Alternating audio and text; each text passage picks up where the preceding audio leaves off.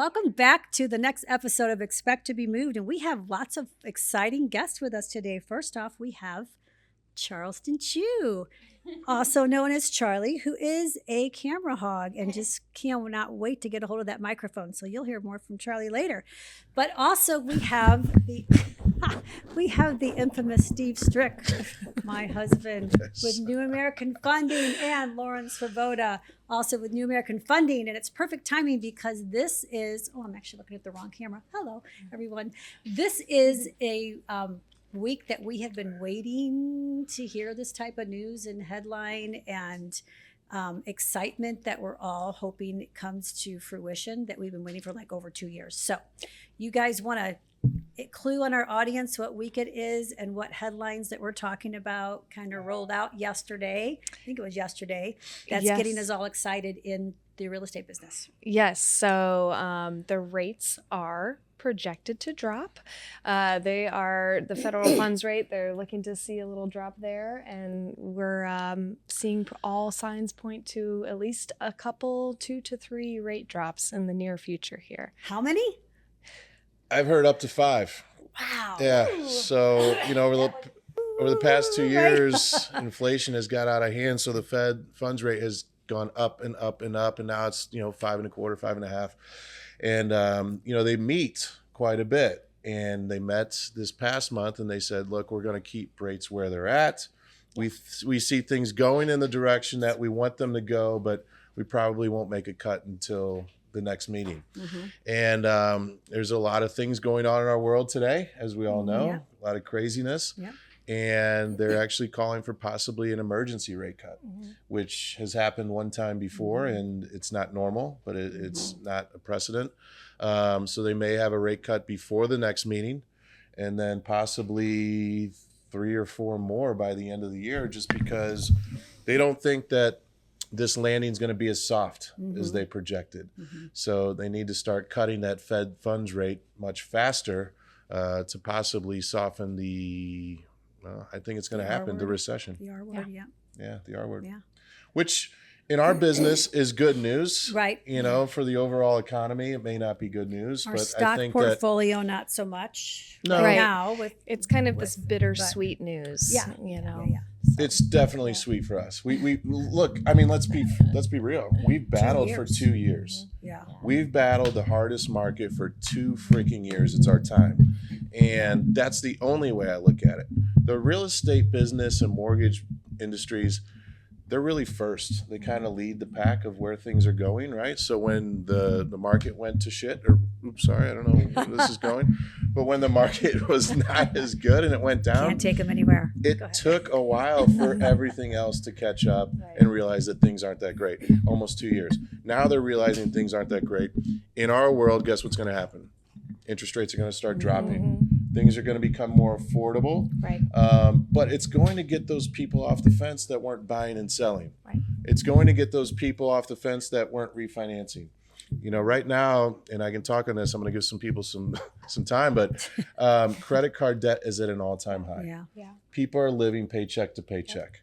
It is the perfect opportunity for people to look at a refinance. This doesn't happen all the time in our history, but right now is a perfect time to do this, because if people are living off their credit cards, there's a lot of equity in their homes. Yeah. So it's a great time to do a cash out refinance, recalibrate the debt, pay off the high interest debt. Right.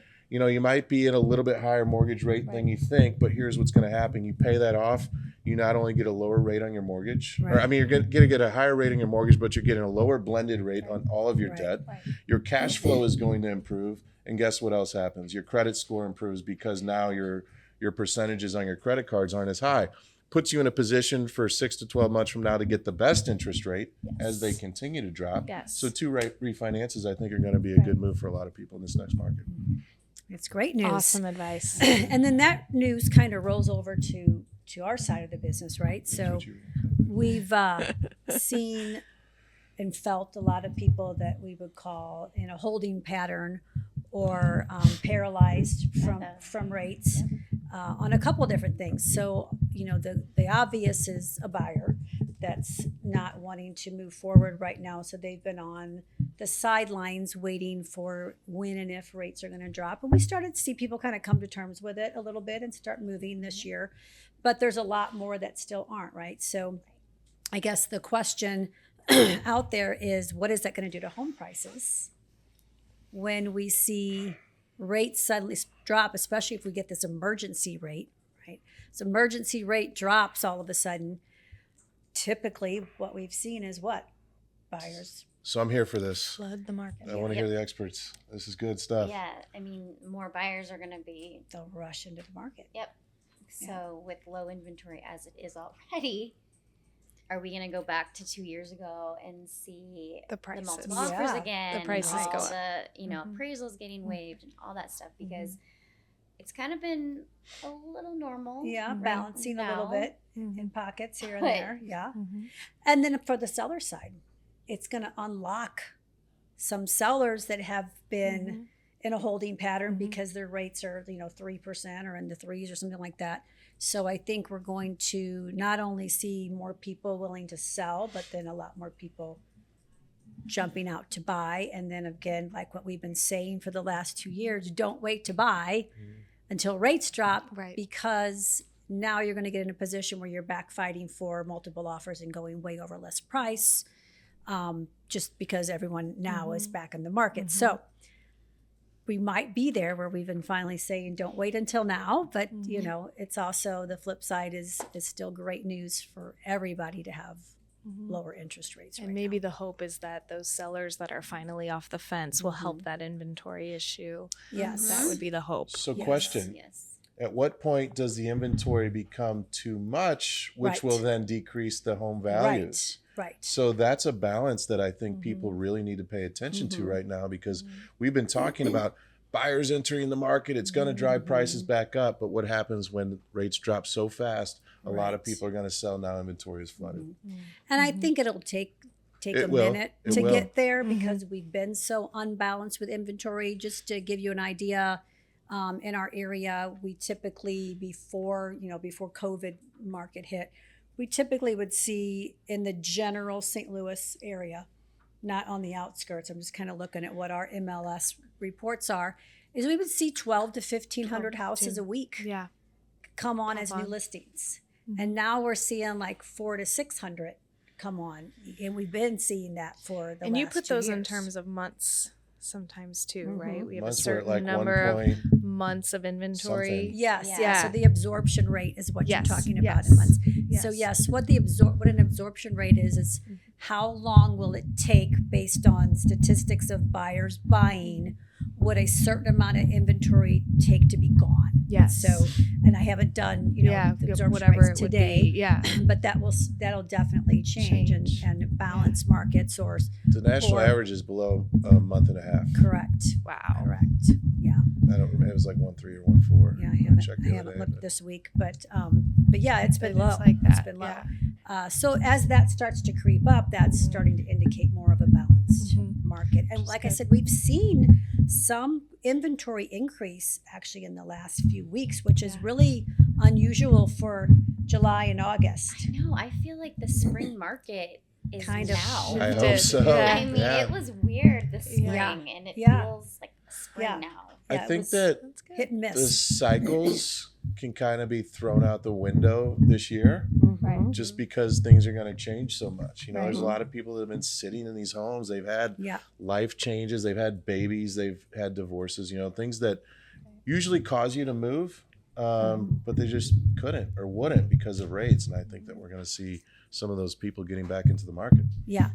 Well, don't run off yet because I'm going to flip subjects on us real quick, but it does circle back around to you guys. So what I was going to say, in addition to this crazy, hopefully great news that will infuse our market with rate drops, we're also experiencing a historical moment in the real estate industry in St. Louis this week. So what I'm talking about is the implementation of the National Association of Realtors settlement from the class action lawsuit that they had been in for several years, and it was here in Missouri, but it is nationally. And so the national date for implementation is August 17th of this year. We are already seeing regions implement it across the United States. St. Louis implemented it. Supposed to be August 1st, but then they surprised everybody and pulled the trigger 2 days early with no notice whatsoever. Yeah, So that was this day last week, everybody was in a tailspin Yes. here because what happened is they've taken away the ability as a real estate agent and as a seller to advertise in the multiple listing service what a seller is willing to pay a buyer agent for selling their house. So that field is officially gone in St. Louis. It will be gone everywhere by August 17th if it's not already. So I think electrocuted. he's not. He's chewing on that. So that has been quite a change here. But I guess for us, it's, in addition, our brokerage, eXp Realty, made a policy decision, which was to not allow broker-to-broker compensation, which that also caused a crazy tailspin last week. So there's a lot to unpack there. So I'll circle back to that because I know you guys, one of you've got to leave early. But I guess my biggest question while we have you guys here is that what does that mean for buyers? Because now buyers have to negotiate their own commission with their buyer agents, which they should have anyway, but let's face it, a lot of buyer agents did not nail that down with their buyers before entering into real estate activities and showing property and writing contracts. So what happened is the buyer agent was looking at the MLS to tell them what they were going to make on that house. Well, since that's gone now a buyer agent doesn't know if or how much at all their commission is going to be on the surface. So, and the National Association of Realtors settlement also stated that a consumer now has to sign some sort of an agreement and establish compensation prior to an agent being allowed to show a house to you. So don't get mad at us when you call and we say, sure, we're happy to show you this house. You need to sign this form. If we don't do that, we can be fined serious money and our brokerage can be fined serious money. So it's not a joke. So the question is now, it's kind of up for negotiations on commissions. And so sometimes sellers are saying, most of the time they're still saying, I'll pay the buyer agent commission. But also it can be given as a seller concession. Right. So my question for you guys is this. Right. How is an agent, because now an agent, especially with more and more people are following suit with what eXp's policy came out last week of not allowing broker-to-broker compensation. And what that means is they're not saying we're not going to pay real estate agents that show our listings and that write an offer. What they're saying is we are not necessarily pre-negotiating a rubber stamp amount for the buyer agent because that should be their business to negotiate that with their client. We're having the conversations with our sellers to say, plan on earmarking some money for the buyer agent if you want to compensate them still as an incentive to sell your house. But the difference is now that has to be written into the offer, whereas before it's whatever the MLS said went. So it was never written into the offer. So I guess there's still a lot of confusion out there for real estate agents to know how to word something so that it's possibly covered in commissions or covered into the price of the house or in seller concessions so that the buyer's not having to come out of pocket should they run into a seller that says, hey, I got 15 offers on the table. I don't really want to pay your buyer agent, because they could do that. So how would an agent go about writing the right language into their offers? Because this is what everyone's got to get used to right now, to make sure that they're not going to kick back and you got to go get amendments and change verbiage and that kind of stuff. But also B, we're not eating up the interested party contributions that can be given per loan. So, there's different types of loans that allow up to 3%, up to 4%, up to 6% of the seller can participate in the buyer's expenses. as of now, from what I understand, Fannie and Freddie are still keeping that commission outside of that percentage. So, which is how it's always been. So you do not have to count that as part of the 3%, 4%, whatever it is that's allowable on seller concessions. So that's good.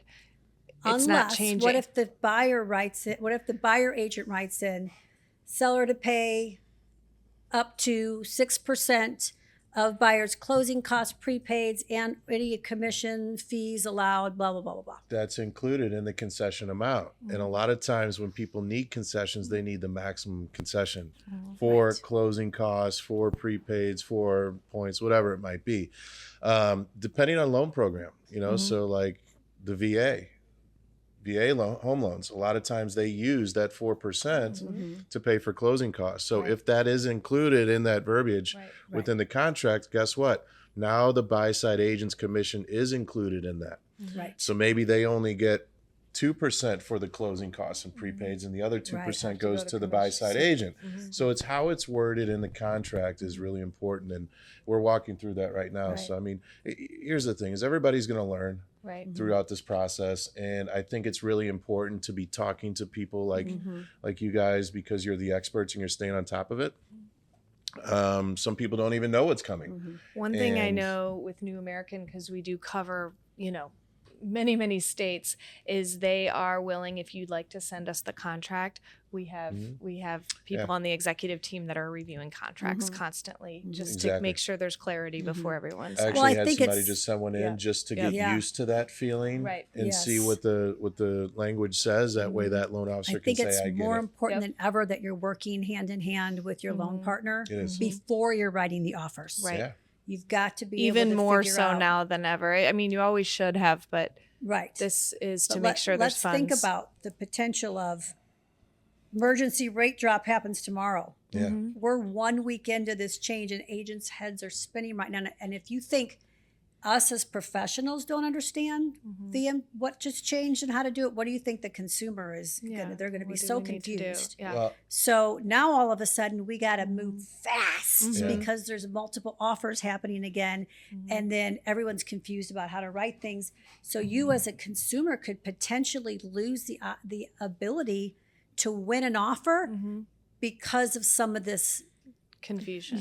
confusion and fogginess in language and stuff like that. So I think it's really important that you get with your loan officers now, you get with your lending partners now. And like you guys said, the thing that New American Funding's offering with executive teams reviewing language, I think it's more important than ever to have these conversations today, tomorrow with your partners, so that you are scripted and ready to fire with the right contract with the right language. You could kind of, start by, this is how I'd write a contract if the person needs seller concessions. This is how we're going to write it. This is how I'll write the contract if it seems like the buyer does have funds to cover and the seller won't. Right. Maybe you have a few prototypes, and then, of course, you can hone it in depending on the situation. yeah, I mean, right now, every dollar matters more than it ever has. Every dollar that's given as a concession matters more than it ever has. Every dollar that people are getting for their home, it matters more than it ever has. Yeah. And we're even taking it a step further than having the contracts approved or reviewed prior to. We're also looking for property inspection waivers, appraisal waivers on certain properties, because guess what that does? It saves that buyer X amount of dollars. So now we open up an extra $400, $500, $600, $700 for them that they can use towards paying their buy-side agent. So you're saying there's some opportunities with buyers where they don't have to get an appraisal? 100%. Yes. Yeah, they're doing a lot of, That's awesome. Fannie Mae's doing a lot of It property just- inspection waivers. It depends. I'm seeing more in the market than I ever have. I have a client that's closing in Florida that just got a property appraisal waiver. And that's But per address. we're doing it before preemptively. They Is this go per under address? contract. Or is this per client? Yes. Yeah. So think about that. The reason why I'm pointing that out is if you know an address that you're getting ready to write an offer on, We can check it out. check it out because that might even We help need to know you the get value the edge that you're of writing your offering. offer. You potentially could submit without an appraisal contingency. So that's a really, really big negotiating piece of the puzzle that you don't even really know about. That's potentially in the toolbox. Things we're right here handling that- behind the scenes. Also, it eliminates that that issue of that appraisal gap, which would again could potentially be more money that has to be brought to the table. So if we know it's okay, there's not going to be a gap, we don't have to do an appraisal, then it's helpful. great. Well, as Cass said, you need to work with experts. You know, Ashley and Lauren, they're experts in their respective fields, and you know, it's putting those teams together. But I think that there's going to be a big separation between the experts and the people that are doing this as a hobby. Yeah. Which is great because the hobbyists can leave Yeah. and keep the experts in the game because our clients need expert advice. I would agree. Especially when you have to move fast. Yeah. Fast is going to be key again. I Fast think. is happening. Yeah, fast Yeah. is about to ready to Which I'm blow our pumped. minds. So excited for Our that. heads are going to be on a swivel, I think. Hopefully, we'll welcome that again, right? Yeah. Anything else you guys can fill us in on the mortgage side of the? We're just very excited right Yeah. now. This is all just great news. Yes. It's all smiles over here. Look, if you've closed in the last Yeah. 2 years, you're going to have an opportunity to refinance at least once, Yeah. probably twice, maybe 3 times in the next few years. But I always tell people this: if you have an opportunity to save money and it makes sense, do it now. Do it now. Because you don't know what's going to happen Right. later. So No. lock it in, do the refi. You Right. can always do it later on Right. too. And tell us a little bit about New American Funding's refinance program, because I think it's Yeah. somewhat unique because Right. what If- they yeah. they hold most of their loans. They don't sell them off. So Yes. tell us a little bit about right, that. For sure. If you close a mortgage with us, we have what's called interest rate protection. So you can refinance in the next 5 years and we don't charge a lender fee or an appraisal fee. So And on top of Yeah. that, you know, since we service 98% of our conventional loans, if it's New American Funding and New American Funding, NAF to NAF, we net your escrows. And what that means is basically we hold your escrow account for your taxes and insurance. There is money that's sitting in there. Yep. If you go to another lender, you have to pay into that fully. And then you also have to pay a 2 or 3 month cushion. So that's going to save you thousands of dollars just by using New American Funding on a refinance that we already service than it would be to go into somebody else. Nice. So there are a lot of perks that we have, you know, walking into this market. Great. So they don't need to be fearful that they're jumping too soon No. by doing because it. you can because you refinance again. refinance Yeah. again. And here's the other thing, you know, when you're refinancing closer to the date that you actually took the loan out, it's better because you're paying a lot of interest on the front end of it. Yes. So if you refinance within the first year, second year, third year of your loan, it's a lot better than refinancing most of the time when you're talking about a loan that's 10 years into the deal. Yeah. So right now is the perfect example of saying anybody that's closed in the last 2 years, you should be looking into a refinance. I promise you should be looking into it. And if you're worried about the clock restarting, like, oh, I have another 30 years, we have more good news. We can change the term of the loan Yeah. for you to any nice. whole number year. So, so we have that. We have options. We have That's options. great. That's new news. I haven't Yeah. heard that one before. Great. Yeah.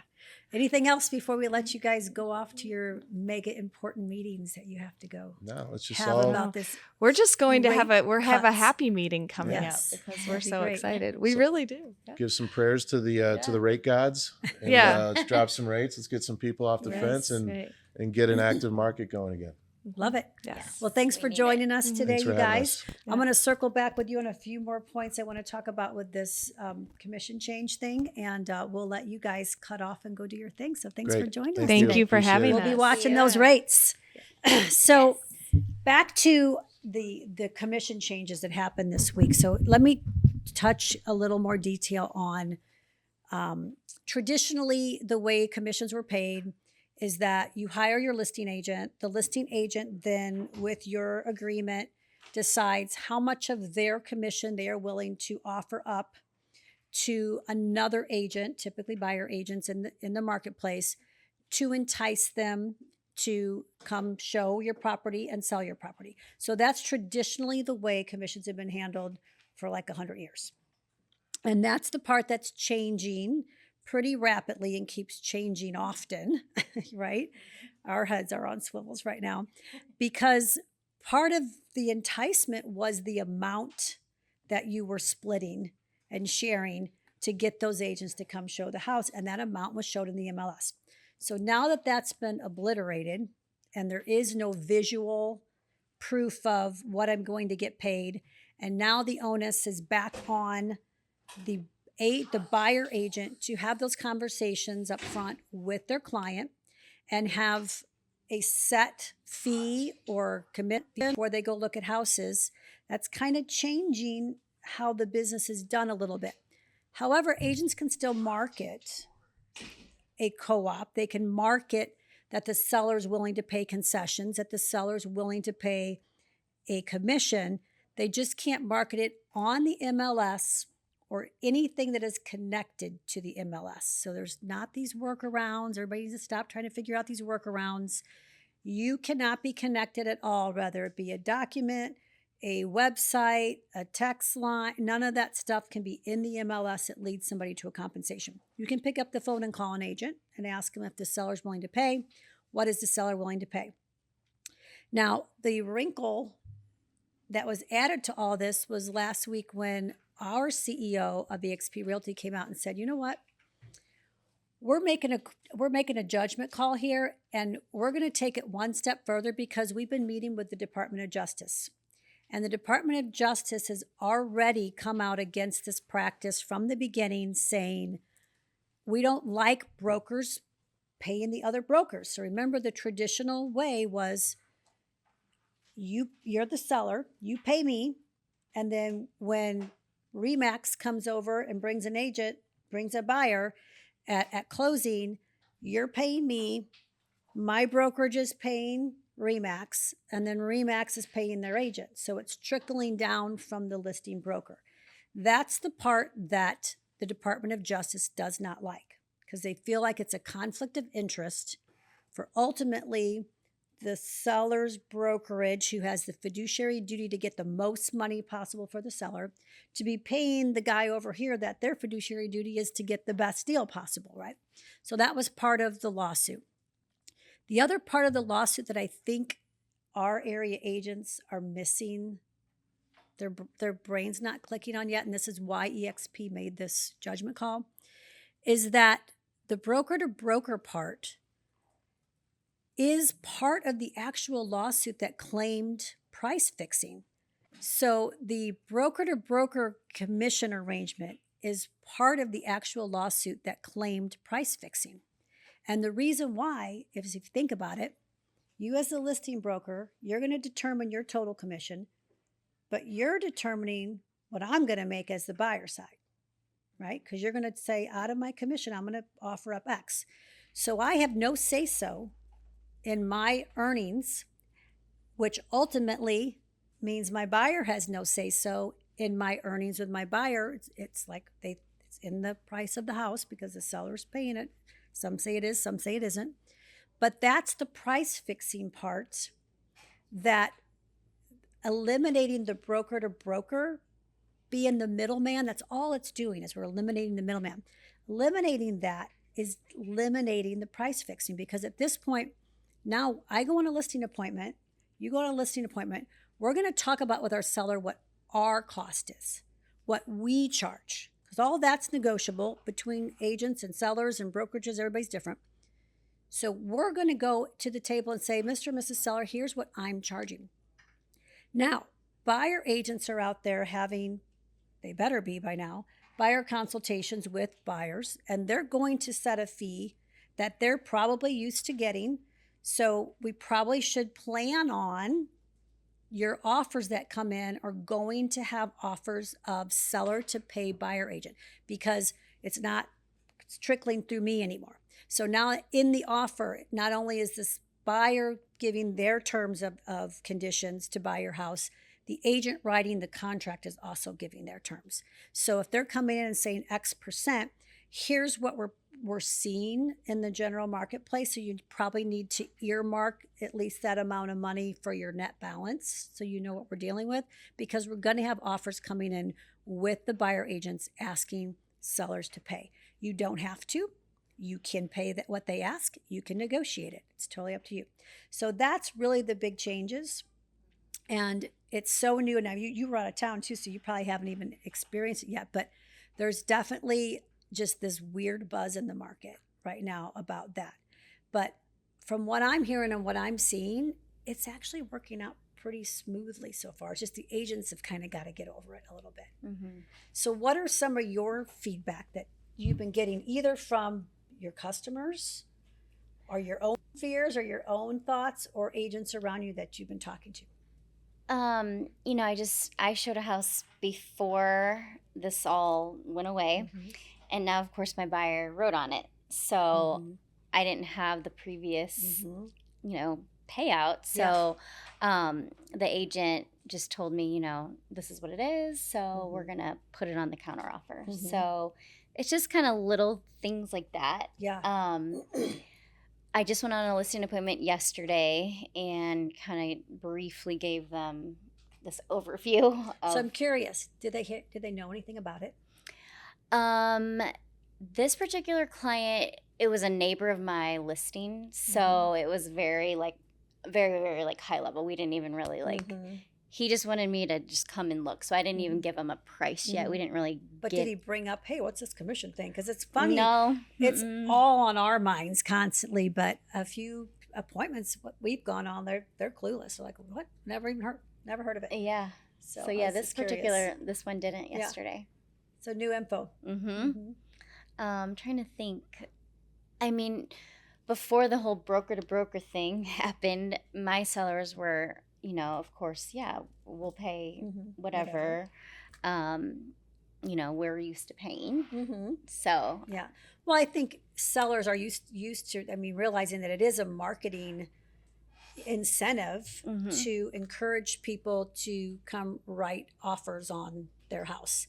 And, you know, obviously the price is always negotiable. So if it makes sense with the price that you're asking for your house, or that the buyer's willing to pay for your house, it shouldn't be that big of a mind-blowing thing to do, because again, traditionally that's what we've done for years. But it is ultimately up to the seller to decide if they're going to pay out or not pay out. And I think the fear for agents right now is, well, what if I get this buyer and we show that we're interested in your house and we write our terms, and then the seller comes back and says, yeah, we're not going to pay you.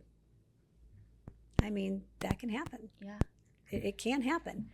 But, you know, that's the whole point of why the settlement agreement said we have to have an established fee up front with our buyers, so that we're not expected to work for free, because everyone is worried about people running us around and having us work for free. If a seller feels like I've got a bunch of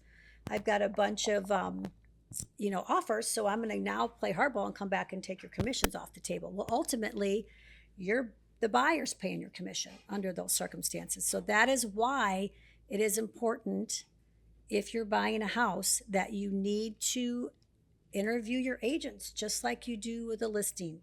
And talk about working for free. We've worked for free for years, unfortunately. We've worked for free running buyers around with zero commitment.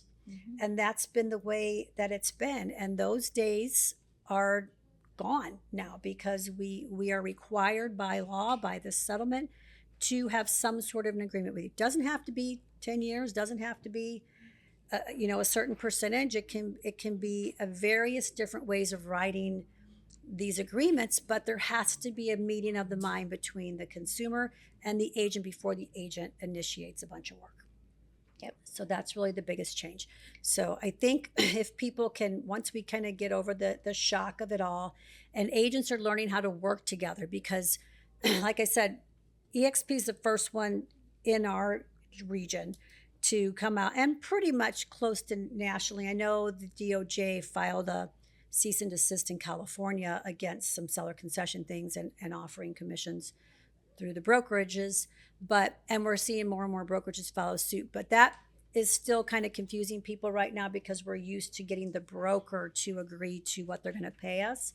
And so as long as we all give each other grace and we work through what each one of our brokerage requirements are, we'll all get past it.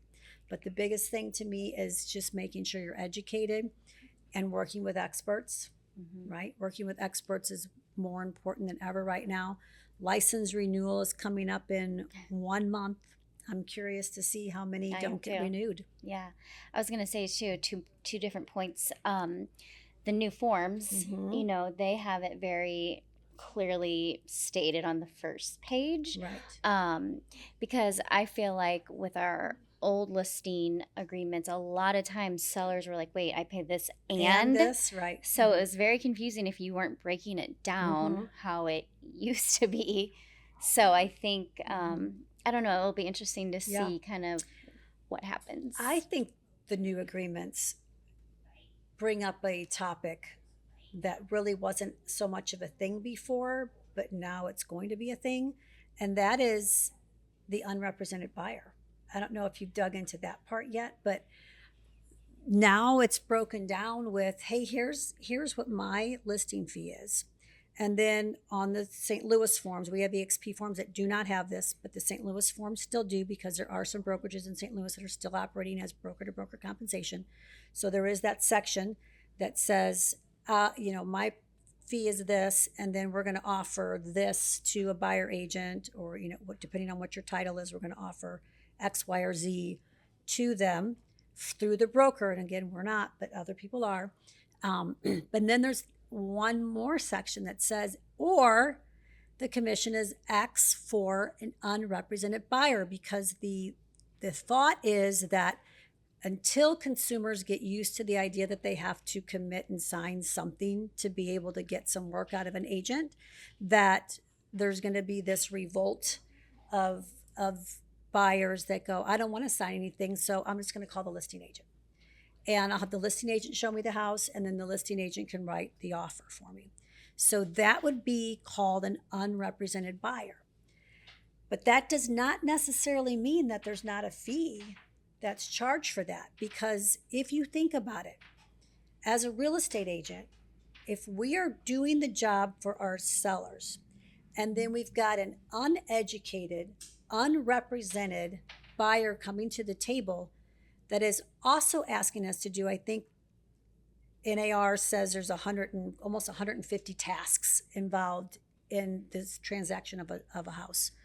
So now you're also expecting us to do all of these tasks because you don't know how to do it. We're going to have to do all these things for you as an unrepresented buyer. Oh, and in addition, we're taking on extra liability because you don't have anybody looking out for you. And guess what? I'm looking out for the seller because I have to, because my fiduciary duty is to a seller, and you are unrepresented.